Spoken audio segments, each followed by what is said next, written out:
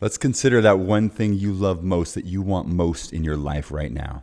And for most of us, that's sport, that's fitness, that's some goal that we're working towards. And I love that. It gives it life purpose. But my question to you is this, and we're going to talk about this today. How long are you willing to work at it? How long to get to the highest level of mastery? 5 years, 10 years, 20 years? That's perseverance. And I'm speaking with Katie Uhlaender, 20 years as an Olympian representing the United States in the skeleton race. She fell upon the sport at 18 years old. She's still in it at 37 years old. And she is a tour de force, shares her journey, the road less traveled, and what she's learned along the way. You are listening to the Mindset Forge podcast. I'm Barton Bryan, your host. We are interviewing athletes and performing artists on absolutely how we show up big for the moments that matter most. And of course, we all have that passion, that thing we're working towards, the reason why we're listening and why we want to get 1% better each and every week. What's the skeleton race, you might ask? Let's hear Katie talk about it. You basically go down an icy tube, laying on a cookie sheet head first. It's a combination of pure athletics for the start, which is where you sprint, bent over, pushing a heavy 70-pound cookie sheet. And then it's relaxed chaos.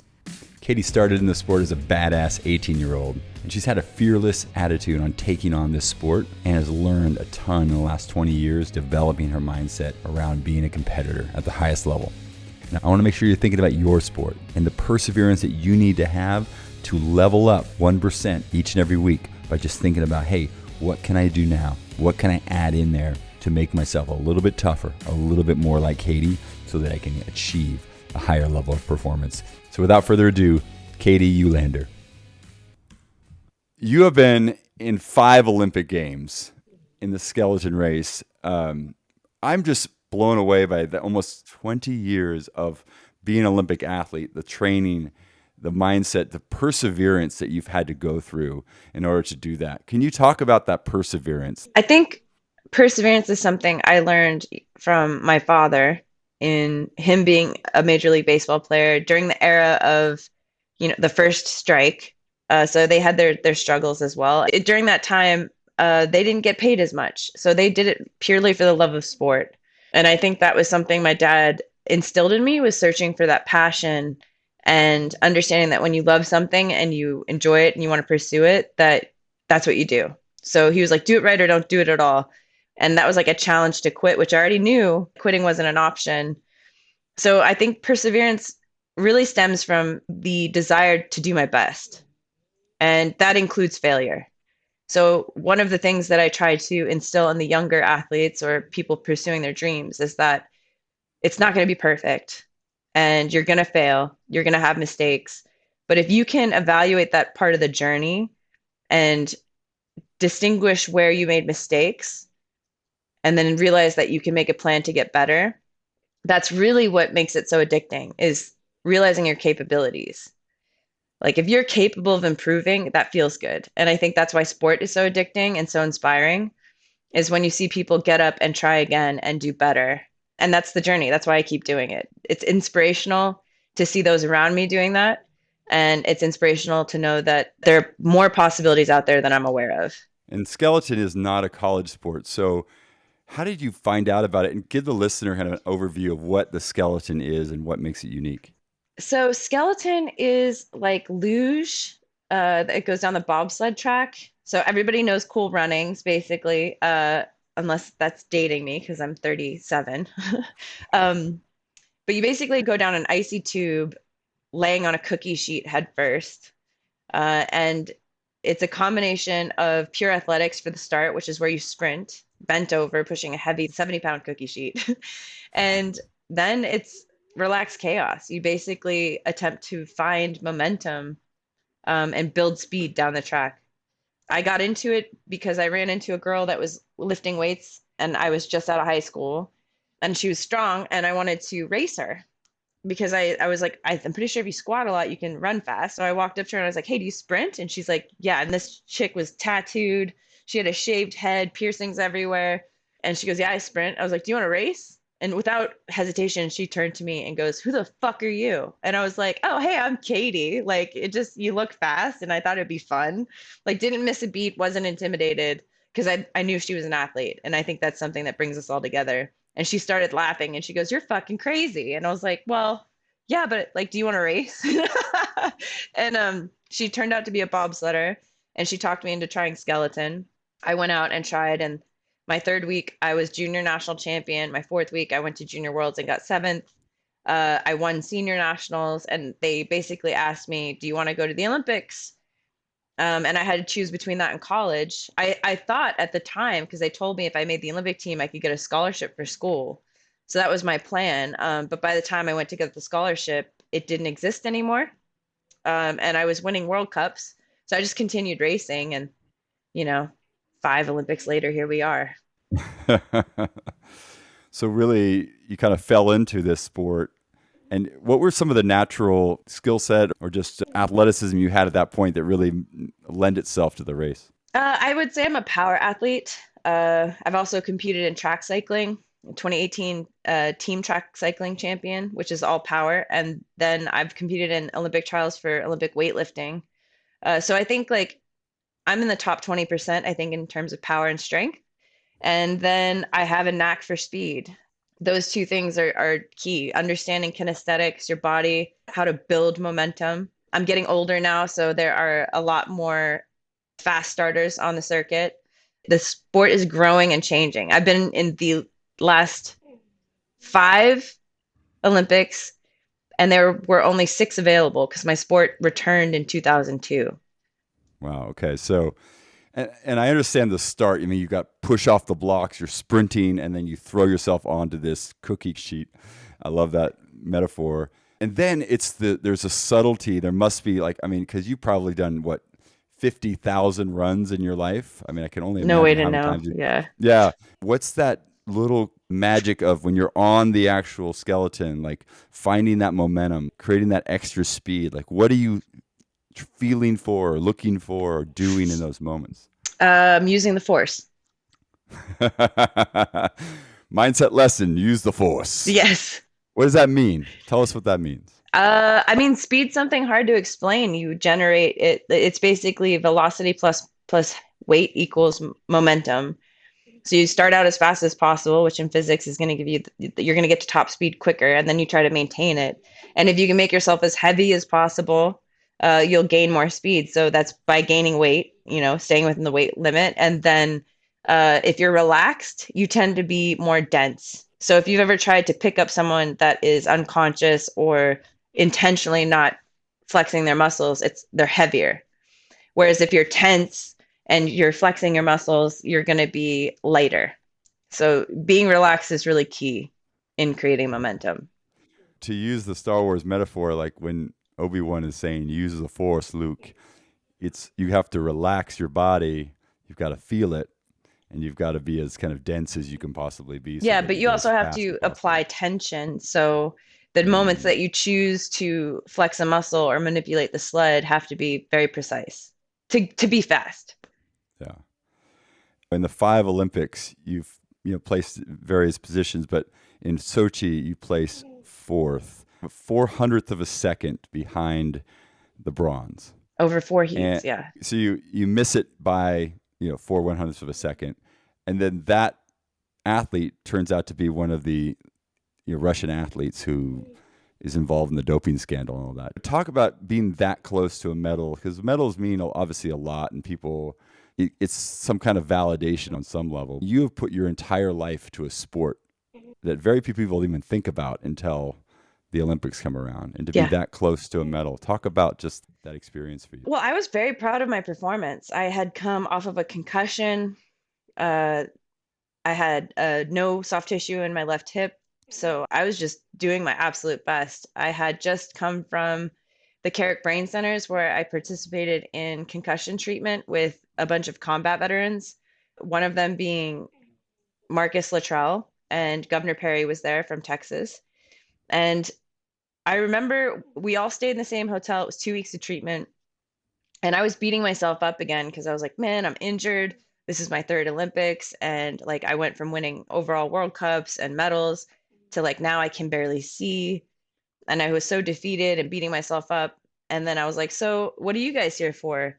And then they're like, oh, yeah, we were blown up. Like Marcus fell from a cliff and crawled 7 miles to survive. And I'm like, oh. And they're like, yeah, and we're going back into combat. And I was just like, well, that puts things in perspective. I'm like, if these guys can get blown up and they're not complaining, they're doing what they can and they're going back into battle to fight for our country, I can definitely do this brain treatment and take my damaged ass to the line in Russia and do my best for America.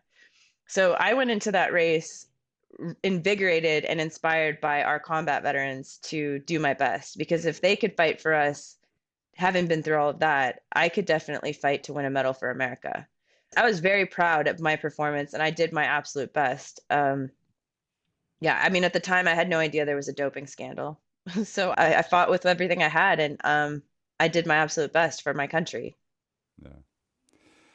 So one of the things about individual sports where it's really the fastest person wins is, I think you probably understand failure differently than everybody else. You know, a team sport, it's different. You're constantly going out there day in and day out whenever you're competing and just doing your absolute best. Success is just doing your best. But how do you process failure and turn it into an advantage or turn it into an opportunity to find something in it that makes you better for the next time? Defining failure. I mean, honestly, there are multiple aspects that can define failure. And as a human, you're probably aware of all of them. And they're probably all true. So I don't think, like, you could say I failed by not winning a medal and in the last five Olympics. And then you could say I was successful in being one of the best in the country. And I find One of you. myself inspired and invigorated by the fact that I'm competitive and I'm doing my best and I'm learning, not just about sport, but about myself at the same time. So as an athlete, I try to be well rounded and really grow as a person. And that's how I define success. And the moments that I've faced failure, I've grown the most and I learn the most. I do when I win as well, but then that kind of negates winning and losing in itself. Anytime you face a challenge, I define success based on how much I learn and grow as a person, medal or not. Because you could Yeah. win a race and learn nothing, or you could lose and learn nothing. But are you progressing as a human being? Are you lifting up those around you? Are you discovering things in life that you didn't know existed by facing these challenges? And you don't have to be an athlete to do those things. I remember I was so hung up on status and winning and losing and put so much pressure on myself my first junior world championships. And my father was picking me up to take me to the airport to go to Germany to compete. And I told him, I was like, this is my fourth week ever on a sled. And I'm competing with an Olympic champion, a European Cup champion, other Olympic medalists. I don't deserve to be there. Like I was like, I've been on a sled 3 weeks. and and he was like, let me tell you a story. My first at bat at Yankee Stadium with Mickey Mantle in the outfield, I couldn't get my legs to stop shaking. And I kept stepping in and out of the batter's box. And I looked to the outfield at my idol, and I looked at the batter's box, and I realized every legend before me has to do the same thing. Whether or not it took you 10 years or 3 weeks to get into the batter's box, once you're in the batter's box, what are you going to do? Hit the ball. And I think baseball is a great analogy because those guys are constantly facing they're against the odds. Like to get it to be a good hitter, you're hitting 1 in 3 at bats. So every time you step into that batter's box, the chances of you being successful aren't that high. But every time you step into the batter's box, are you believing you're capable? Are you doing your best? Are you looking at the task you have before you? Or are you putting all this other meaning behind it? Like, I'm not supposed to be here. I'm not experienced enough. Or like opposite, you could be like, I'm a legend. I should be crushing this. Like, all of that is noise because all of us just have to do the same job. So getting through that point in your life where you're looking for the validation of like medals and things like that, and you kind of came to this new perspective, like how do you then show up for a race? Talk me through how you show up, how you think about it, and how you get like step up to the place where you start a race. I mean, this Olympics was probably one of the best I think I've performed. I wish that I had this mentality in 2010 or 2006 or even 2018. But I just submitted. I was like, this isn't that complicated. Like, I just need to throw down. Like, I just need to sled. Like, I know what to do. And I stopped putting pressure on trying to be perfect or any of the meaning. And I was like, I'm going to enjoy this because sledding is really fun. So I think that's the mentality I try to get into. I try to clear all the noise out and just do sport. Be right back after this short commercial break. One of the things I've been really checking out recently is Mantra Labs Rest Formula. It's a right before bedtime elixir that you take with either hot or cold water. Rest contains some science-backed ingredients that will help you fall asleep, relax, and stay asleep. Because you might get 8 hours of sleep, but if you're waking up constantly through the night, it's not great sleep. And it's so important to get into that deep REM sleep and recover and get our bodies ready for the next day. Man, I've slept so well. I'm still getting 7 to 8 hours of sleep, so that's absolutely important, but I'm also getting deeper sleep.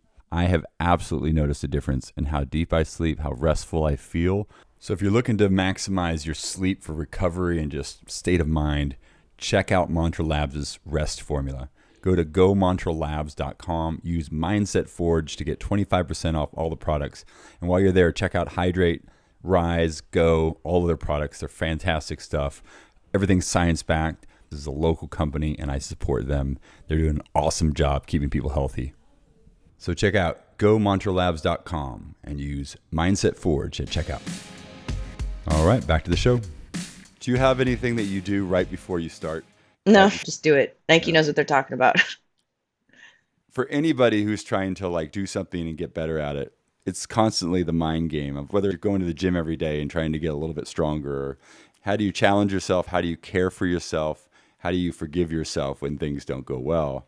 You are an extreme example because you're an incredible athlete. You've been in the sport and doing multiple sports for 20 plus years. What is that thing that just like never lets you quit? Like, is that just a message from your dad, or is that something that's always been inside of you? Like, where does that come from? Quitting's not an option. Like, it's probably why I need to retire. Part of me is like, dang, man, like trying to get an education, trying to have a security or stability is not an easy thing to do in the Olympic world. And it's so invigorating to compete with the best in the world. And as an athlete, you're like, and many people, like even my best friend Holcomb, we were like, we're lifers. We're going to do this till we can't because we love it. And it's that simple. But at the same time, like, could I have met my husband? Could I have a job and a life that's like more simple? So I don't know. I think that I try not to think too complicated about it all. Like all of those things exist and those pressures, but I keeping it simple and just when I minimize it to each task, I just try to accomplish it as best I can. And the competitiveness in me, I wouldn't define that by trying to be better than those around me, but trying to be my best. That's why sometimes solitaire is the most addicting thing, or anything you're like, oh, I can do that better next time. Watch this. Right. So, like, every time I approach, I'm excited to show what I'm capable of and what I've learned. Quitting never enters my mind. I'm always thinking about how do I do it better? Because that's the Right. fun part. Even if I win, I'm like, okay, how do I do it better? So hypothetically, your 18-year-old self shows up to the gym tomorrow and challenges you to a sprint. Who wins, first of all? Oh, And probably second, the younger one. the 18-year-old? Okay. So she'd win, but what would be your advice to 18-year-old Katie? Of course, I'm going to want to talk to her about losing my dad. When my dad died, that was devastating. And that pretty much changed the trajectory of my career. So I would tell her that no matter what, I have the tools to succeed. And to remember that it's not about having anyone there because I'm capable. And the best way to move forward is to remember those things. I don't know if I would have listened. Like when you experience loss like that, I went into a state of panic almost. Like I lost someone that was like a huge foundation in my career, in my life. And I had to compete within that year in the Olympic Games. I guess I would tell myself to break up with my boyfriend. At 18, And that's usually a great idea. yeah, and just really focus on winning a medal, like by holding on to the things that make you strong. You know, that Okay. makes me think of is the poem by Robert Frost, The Road Less Traveled. Everyone thinks that's a poem about independence, right? Or being different. But I think it's also a poem about regret. Because no matter what path you choose, you're going to think back like, what if I had chosen that other one? Yeah. And I think the point of the poem is to do your best in making decisions that are for you, that are true to you, and having solace in that. So maybe that would have been the advice. Like, no matter what path you choose, make sure it's for yourself. And that will make everyone around you proud and it'll give you strength. And just like stepping into the batter's box, it doesn't matter how you get there. Just be okay with where you are now and fucking hit the ball.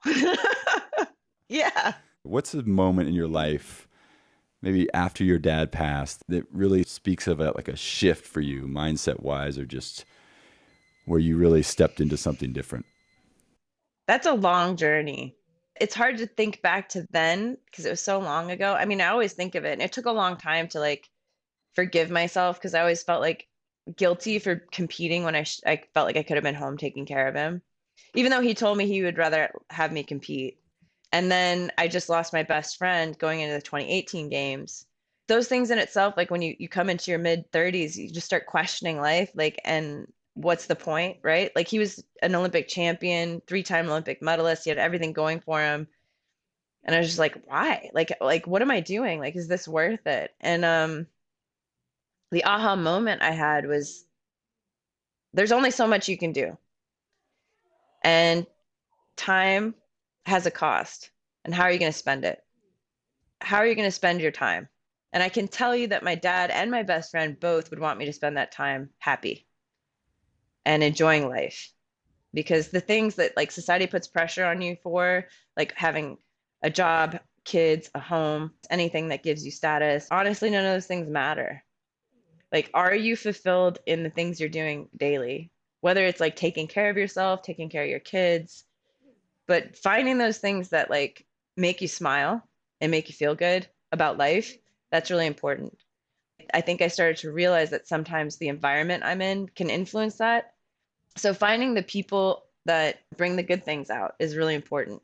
And that's tough saying because in the Olympic world, it's the Hunger Games. You are competing for resources. You're competing like it's an individual sport. My teammates are also my competitors. Yeah. And we just went through a pretty tough qualification process where, it's really tempting. Athletes want to step on each other to get to the top. And I felt it was my responsibility to emphasize all those things I just said. Like, why are you here? Check in with yourself. Figure out what your motivation is. Like, what would make you motivated? Motivation is going to change. As you age, you're going to have different motivations. But just check in and make sure that you're psyched for the day. You don't have to step on someone else to enjoy life or to accomplish your goals. That you can actually inspire someone at the same time when you're competing with them. So I loved your answer. You got some races coming up, but as you're kind of looking to that next chapter, at some point, what's really like on your mind is like, man, I would love to go that direction, and why? well, right now, I just want to find a home, like figure out where I want to live. So I'm applying to colleges. I'm going to apply to UT because I have a lot of family in Texas. So I love Texas. I guess I'm going to keep competing until I can't. My father was an advocate for athletes back in his heyday. Like he was a spokesperson for that law that states if you use an athlete's image, you have to pay them. I really want to fight for athlete rights. And I don't expect it to change for me, but I'm hoping that I can help change sport for the better. First, I'd like to finish my education, pursue that, and then I feel like the rest of it will kind of fall into place. Um, but yeah, I really want to change the sport for the better. And one of the reasons for that is I feel sport reflects society's values. And if you think about it, it's a place that brings everyone together, no matter your political views, your race, all the things. We all want to watch sport. So it's a perfect place to pose questions that challenge our society's values. Katie's given so much to this sport, and a sport that does not pay her, does not have the type of rewards and the type of validation you would get from being a professional baseball player, a professional basketball player, or even an Olympic swimmer. But she's put in the work, and she's found ways to make it count again and again and again, and being at the highest level for so long. And her persistence and perseverance shine through here in the conversations that you had with me today. What did you get from this? What was the big takeaway for you? Think about that. I think for me, it's just understanding that like we have to love the day-to-day purpose of doing the thing we love. Yes, there will be opportunities to get validation, to get awards, to win things, maybe to achieve a goal that we have set out for ourselves. But we have to love the day-to-day, because the day-to-day becomes the year-to-year, becomes the lifetime of sport, the lifetime of achieving something that we love so dearly, that's such a big part of us. And so I ask you, listening to this, lean into the day-to-day, the passion of showing up for yourself, for your passion, for your sport, and putting a little bit more into it so we can get 1% better. And I'm going to throw out a challenge to you guys today. Those of you listening here, I'm going to do a 6-week challenge. Now, if you reach out to me on Instagram at BartonGuyBrian or via my email or phone number, both of those in the show notes, I'm going to set up some parameters, and there's a reward if you hit that challenge. It's not a contest. Everybody can win. You got to hit some metrics. You're going to have a goal of weight loss, but the goal here is get focused. And I'm working with my guys at Mantra Labs to create a really great reward if you hit those metrics. I'll get you all the exact details when you reach out, but basically this is a 6-week weight loss challenge, really to help you just drop some body fat and get some momentum with some extra cardio, so with a little more help with nutrition. So reach out to me if you're interested in that. And last but not least, continue to listen, share these episodes with people that you know, just like you, are passionate about what they're doing. They want to level up. They want to get 1% better every single week. And my goal is to do that with these podcasts, with what I'm putting out there, that help you, myself, and everybody else out there get 1% better. Thanks so much for listening to the Mindset Forge podcast.